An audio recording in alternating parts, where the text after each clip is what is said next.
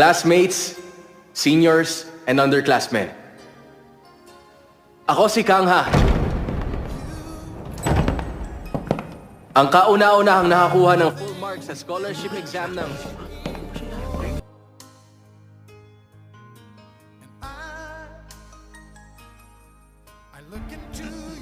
Bilang unang nagtamo ng full marks...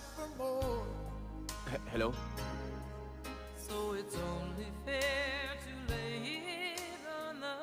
Sige na, ituloy mo.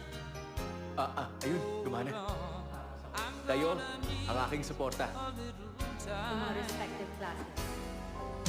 But if I ever fall